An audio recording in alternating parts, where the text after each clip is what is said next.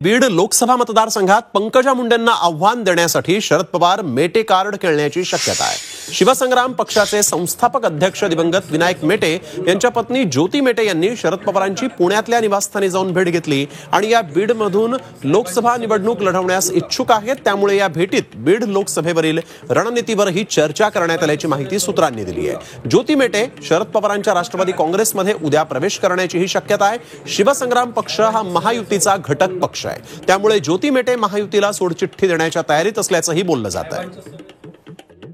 त्या महाविकास आघाडीमध्ये आल्या काय किंवा राष्ट्रवादी काँग्रेस पार्टी शरदचंद्रजी पवार या पक्षात आल्या काय त्यांचं मनापासून स्वागत आहे।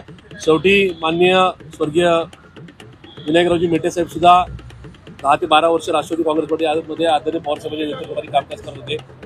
त्या संदर्भामध्ये एकूणच त्या कुटुंबांनी पवार साहेबांचा अनुभव घेतलेला आहे। त्याच्यामुळे त्या राष्ट्रवादी काँग्रेस पार्टीमध्ये येत असतील, त्यांचा पक्ष किंवा त्यांची संघटना ही महाविकास आघाडीमध्ये येत असेल तर निश्चित त्यांचं मनापासून स्वागत आहे।